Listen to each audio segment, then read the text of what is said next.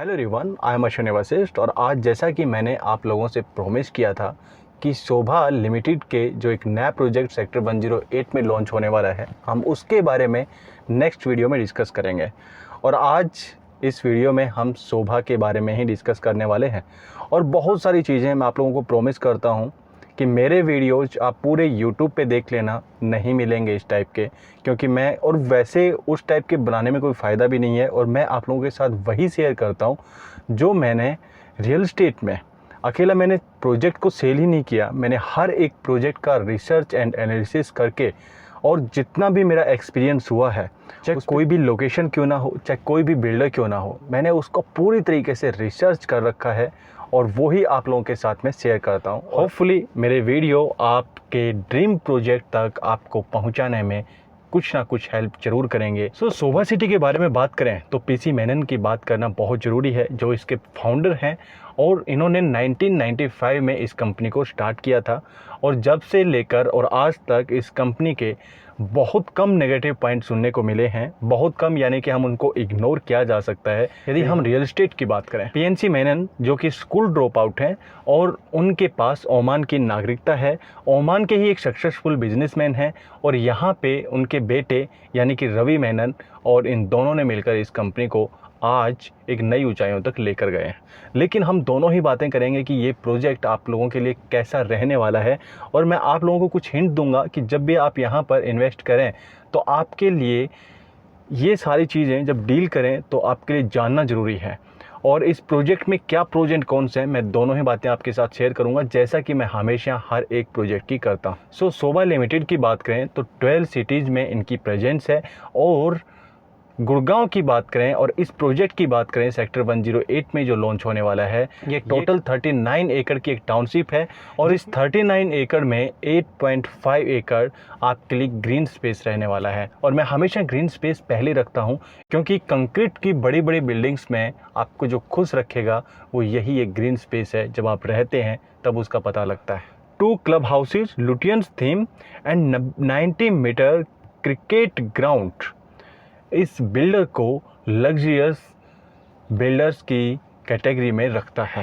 Amenities की बात करें तो एमिनिटीज़ में ये प्रोजेक्ट आपका जो गुड़गांव के टॉप बिल्डर्स हैं और जो टॉप प्रोजेक्ट्स हैं, सॉरी बिल्डर्स का नाम ले गया, जो टॉप प्रोजेक्ट्स हैं उनमें से एक है। और बिल्डर की बात करें, देखिए छोटी मोटी बातें यदि छोड़ दी जाएं तो ऐसा कुछ नहीं है बताने लायक जो इस बिल्डर को इग्नोर किया जाए या यहाँ पर इन्वेस्टमेंट ना करने का कोई कारण हो। बट और जो डाउट्स हैं मैं उनकी बात करता हूँ। कंस्ट्रक्शन क्वालिटी कैसी रहती है, जैसा कि बिल्डर है तो कंस्ट्रक्शन क्वालिटी अच्छी होगी ही, ये तो बिल्कुल श्योर है। अब एक कुछ डाउट्स भी आते हैं, हम उनके बारे में बात कर लेते हैं। जैसे कि वेटलैंड इसके आसपास है। अब वेटलैंड की यदि मैं बात करूँ, इस एरिया की बात करूँ तो बसई वेटलैंड है, वो यहाँ का मेन वेटलैंड एरिया है। और आज यहाँ यदि मैं आपको टोटल इस टाइप के जो एरियाज या लोकेशंस हैं द्वारका एक्सप्रेसवे के आसपास, वो पहले 5 होते थे और अब सिर्फ अकेला बसई जो का एरिया बचा हुआ है, बसई वेटलैंड बोलते हैं जिसको, सिर्फ वो ही बचा हुआ है। बाकी हैं उनमें क्या होता है कि कुछ जैसे कि 15-20 एकड़ में कहीं पानी भरा हुआ है जो हमेशा रहता है, या फिर 10-15 एकड़ में भरा हुआ है। इस हिसाब से वो छोटे छोटे हिस्से बच गए जो कि बहुत जल्द ख़त्म भी हो जाएंगे। जिस तरीके से वहाँ पर गवर्नमेंट लाइसेंस प्रोवाइड करा रही है, जिस तरीके से बिल्डर्स और जिस तरीके से गवर्नमेंट प्रोजेक्ट्स वहाँ पर बनने स्टार्ट हो रहे हैं। जो भी वेटलैंड का एरिया है, यदि मैं वहाँ पर किसी प्रोजेक्ट की बात करूँ तो वो डिपेंड करता है कि बिल्डर किस टाइप का है और उसकी कंस्ट्रक्शन क्वालिटी किस टाइप तक रहने वाली है, क्योंकि ये डिपेंड करता है कि आपके प्रोजेक्ट में कितनी सीपेज रहेगी। क्योंकि यदि सीपेज रहेगी तो वहाँ पर एक स्मेल भी हो जाती है। और यदि किसी प्रोजेक्ट के बारे में जानना है तो आप सीधा सा एक बहुत आसान आपको एक मंत्र देता हूँ, और वो ये है कि वहाँ के बेसमेंट में जाकर देखिए। और बेसमेंट का यदि रिसेंटली कोई काम नहीं हुआ है कंस्ट्रक्शन का, तो मैं आपको पहले 100% बता देता हूँ कि वहाँ पर आपको एक अलग ही स्मेल आएगी। आप वहाँ से आइडिया लगा लेना कि इस प्रोजेक्ट में सीपेज प्रॉब्लम रहने वाली है। आप फ्लैट में जाकर आइडिया नहीं लगा सकते, क्योंकि फ्लैट में जाएंगे तो वहाँ पे सीपेज प्रॉब्लम है भी, वो पहले से ही उनको रिपेयर करा के आपको फिर विजिट कराना स्टार्ट करेंगे अपने फ्लैट के, तो वहाँ से आप आइडिया नहीं लगा सकते।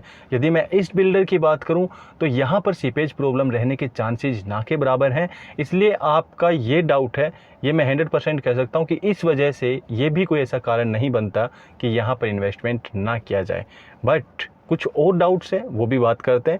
जैसे कि मैं क्रिकेट लवर्स के लिए बोलना चाहूँगा कि बहुत सारे लोग हैं यहाँ की इस 90 मीटर जो ग्राउंड है, क्रिकेट ग्राउंड है, इसके लिए भी काफ़ी सारे लोग इन्वेस्टमेंट करते हैं। बट मैं आपको बता दूं कि यहाँ से आप बिल्डर को से क्लियर कर लीजिए, क्योंकि मुझे यहाँ पर डाउट है, मैं भी क्लियर नहीं हूँ यहाँ पर अभी तक, कि जो आप ग्राउंड दे रहे हैं तो इस पर एक अलग से कोई चार्जेबल तो नहीं रहेगा कि जब भी हम वहाँ पर मैच खेलना स्टार्ट करें और आप वहाँ पर 15,000 20,000 का कोई ऐसी एक फ़ीस या कुछ मेंटेनेंस के नाम से कुछ अलग चार्ज रख दो, तो उसमें फिर प्रॉब्लम होगी।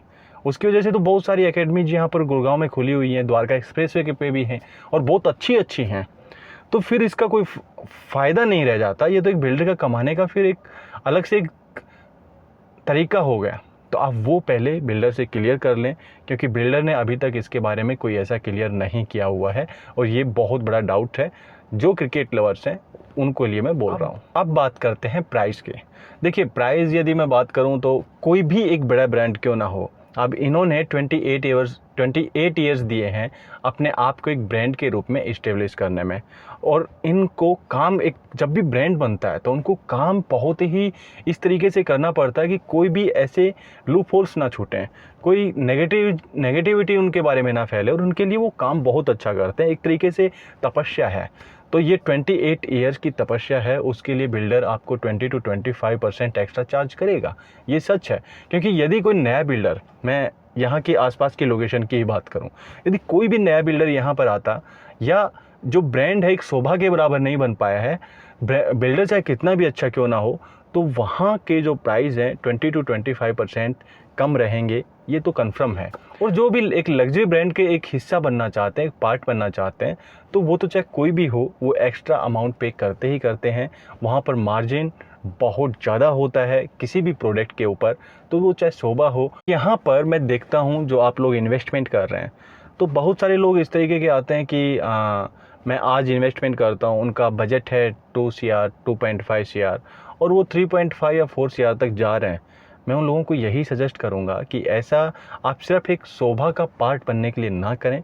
आप एक ऐसे बिल्डर, एक ऐसा प्रोजेक्ट देख सकते हैं, फाइनल कर सकते हैं जो आपके बजट में आ रहा है, और हो सके तो उसमें 40-50 लाख बच भी रहे तो कोई प्रॉब्लम नहीं है। यदि फिर आपके बजट में आ रहा है, आप उस प्रोजेक्ट को चूज करें।